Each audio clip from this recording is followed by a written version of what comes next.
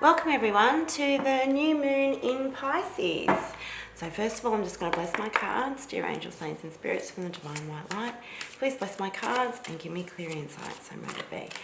So this is going to be a beautiful new moon in Pisces. So with Pisces, the mantra for Pisces is I believe. So, it's all about believing in your dreams. That's what I really feel. And also because it's a new moon, it's a good time to set intentions. So let's just get into it, shall we? So Pisces is the last sign of the zodiac. It's a mutable water sign, symbolized by two fish bound together by a cord. So this is about the yin and yang.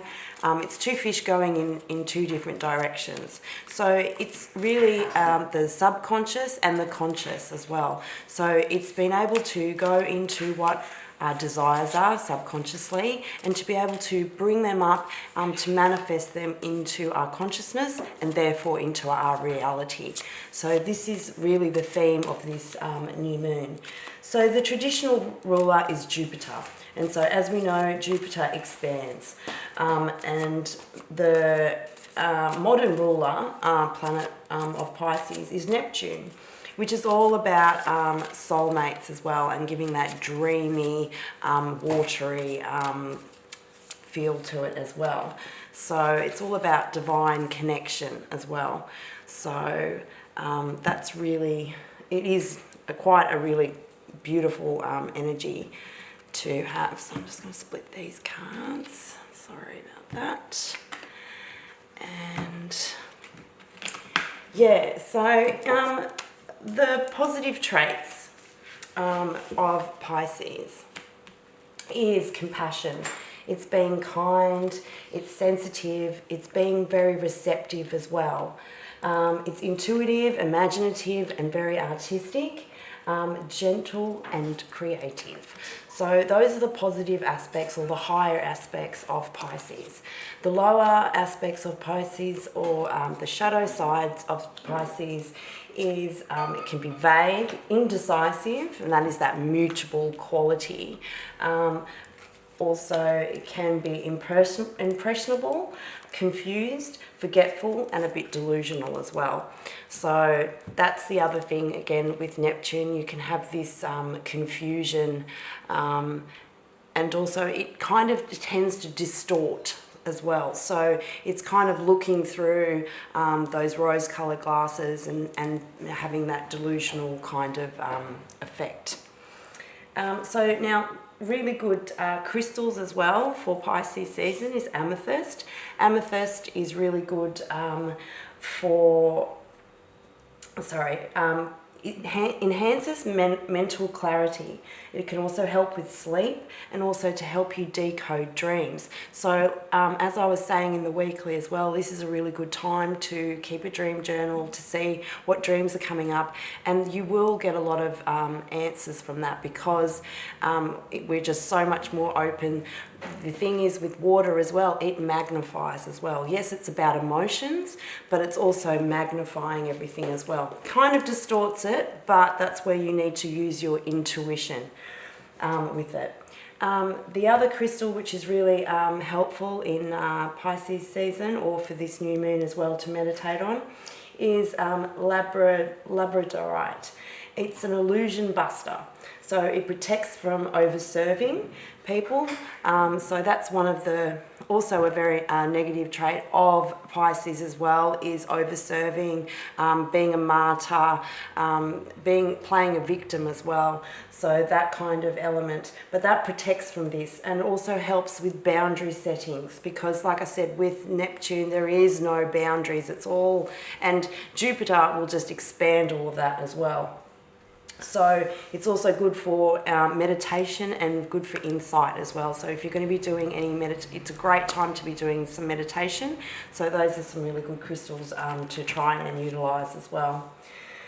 So this moon will activate our dreams and divine connections because, like I said, Neptune is also soulmates as well. So it can be the divine connection between your higher self and lower self. Again, that is the symbol of Pisces with the two fish going in different directions. However, they've got the cord there holding them together. So this is going to open the door to our imagination and fantasy. It's a good time to let intuition rule over your logic. You will also see a more pleasurable path to your goals. So be careful not to blur boundaries. Like I said, Neptune kind of does that and get no boundaries. Also coinciding with Venus, also coinciding with this new moon is Venus conjuncting Neptune. So again, that is going to give us that romantic feeling, that dreamy feeling, but also just so it is a good time to show gratitude as there is a sentimental feeling or vibe. And also, as I said before, it is a really great time to set intentions for your romantic dreams. So it doesn't necessarily need to be a romantic partnership or relationship. It could just be something that romance is just whatever you find lovely. It's also, like I said, it's artistic, so it could be decorating your house nicely with romantic images or, you know, artwork or doing some artistic work. Also, this is a great time for healing as well because it is going into the subconscious and bringing things up to the conscious. This is a great time to be doing some spiritual healing as well, if you so need to be doing.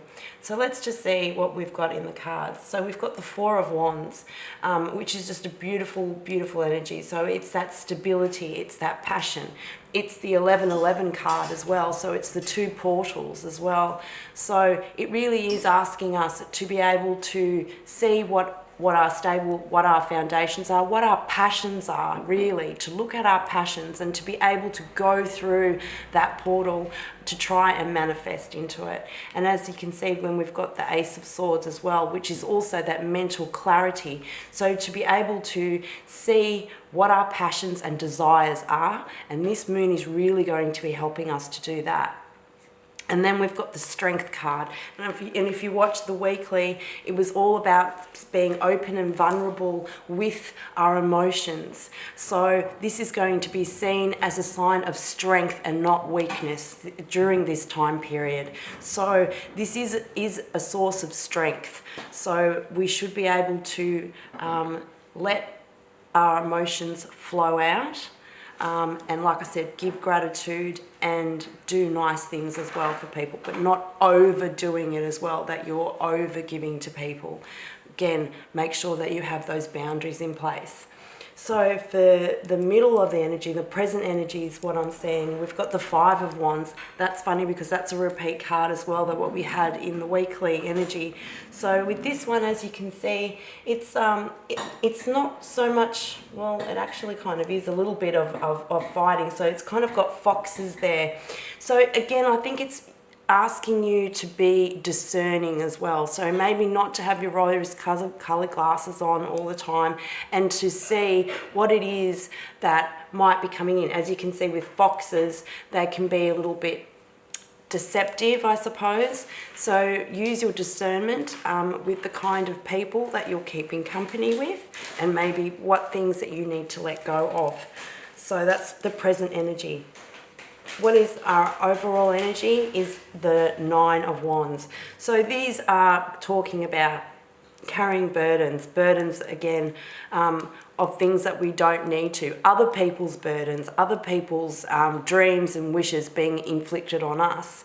So this is what I'm really seeing, and being able to see, as you can see, he's looking at the Ace of Swords, which is that clarity, and getting that clarity to be able to use our discernment as well to see what is really ours and what's somebody else's. So that's the other thing, unfortunately, with Pisces, because there is no boundaries and they think, oh, that's something that I want to do. Is that something that you want to do, or is that something that's been inbuilt into you from a long time ago, inflicted by your family or other people wanting you to go a certain way or to be on a certain path? Then we've got the Three of Cups. Now this is a gorgeous, gorgeous energy. So as you can see with this one, it's actually 3 mermaids.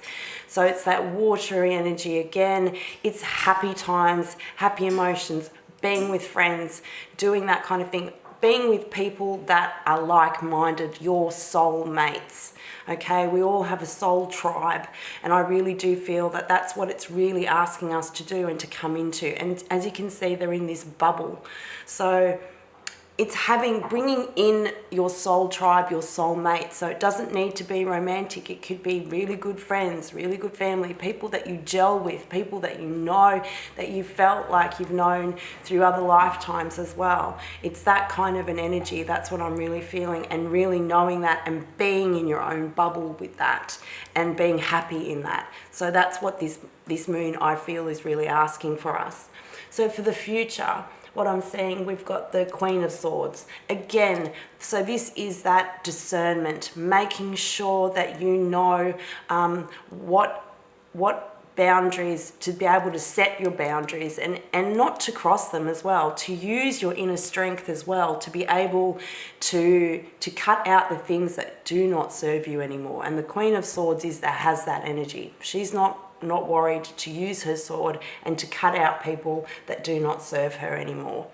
So, and he's using that. So I think, again, it is asking us as well, because we do have this dreamy, romantic quality and feeling about us, to actually still to remember to keep our eyes open, to use our intuition as well, to seek that clarity out, and to be able to have that strength to cut things out that do not serve us anymore. That is the repeating theme that I'm really seeing with that. Also, because it's next to this Fox card as well, I really do see that there are some people that are not of our tribe. They've got some deceptive, cunning type energies as well, and it's being able to see the difference between this, your soul group, your soul tribe, and people that are not there for you, that want to take advantage of you, that see your kindness as a weakness. That kind of energy has to go. Then we've got the Sun. That is just beautiful. Again, this is like a portal for me as well. Like, that is also the sign of clarity. It's shining a light on everything. It's being aware of everything. There's nothing to hide. You can't hide when the sun is out. Like, there's no illusions. So that's something which I just find is just beautiful. You are going to be able to see things for what they really are after this new moon, after you set your intentions. And then we've got the Ten of Cups. That is just gorgeous. So this is emotional fulfillment. And as you can see with this as well, being with this, the strength, the Three of Cups, the Ten of Cups, it's having that emotional fulfillment in all aspects of our life and being fulfilled in that energy as well, and whatever that might be for you. So again, follow your dreams, your passions.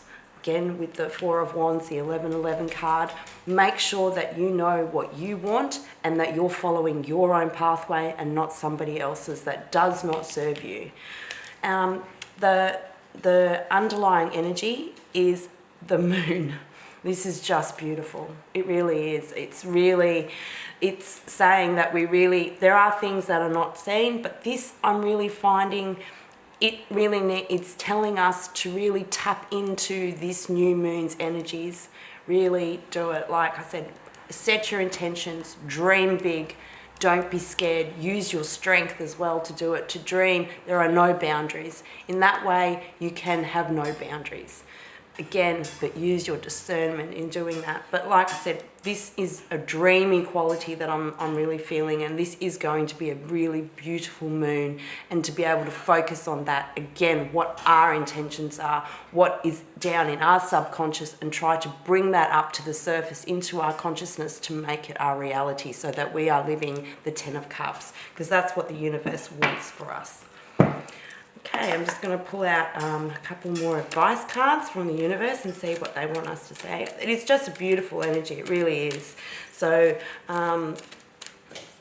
this probably is going to be like one of the best new moons of the year. So really, really set your intentions for this one and dream big. Don't hold yourself back. No boundaries on that. Let's see. Oh my gosh, that's so funny. All right, so we've got boundaries. So again, she's in this bubble. That's what I'm seeing. So yes, we can dream. We shouldn't be putting boundaries on our dreams, okay? But then when we are dealing with other people, it's using our intuition. And as you can see, she's got that butterfly, and it really is looking like it's drawing down that power of that moon, and to be able to use our discernment again, and to know when and where and how to put our boundaries up when we need to. So it's that balance again, that of knowing when, not just be walking around putting your boundaries up with everybody. That's not going to work. You know, knowing who that you can let your boundaries down with. Like I said, in this bubble, in your bubble, you're safe in that bubble. That's your bubble. But again, that bubble is a boundary as well. So it's really asking you to use your discernment with, and it is important to have boundaries as well, because otherwise you'd just be off floating around, you know, off in a dreamy, kind of disillusioned place. Again, that is the lower shadow side of Pisces. So it is saying, yes, have your boundaries up, and knowing when to use them as well, but also having the strength to use it. And one more final advice card. I think this is really beautiful energies. So let's see what else we've got. But yeah, set your intentions. Really good time to do dream journaling. You're going to get a lot of insight. Like I said, it's a really good time for doing anything artistic, creative, and healing as well. Wow. Okay, so we've got show the world the real you, full moon in Aquarius. So that is actually very beautiful as well. So don't be afraid to show people the real you, and don't be afraid to be you. You are you. You're the only person that is you. So live it, and make sure that you are living your dreams and not following anyone else's. So that's what I'm really feeling with that. So I hope you have a blessed moon, new moon in Pisces. Be gentle to yourself and to others as well. Be kind. Again, use your discernment. And use your boundaries as well, but not on your dreams. Don't put boundaries on your dreams. Okay, so just remember that you are a star, so let your light shine bright. And as always, love and light.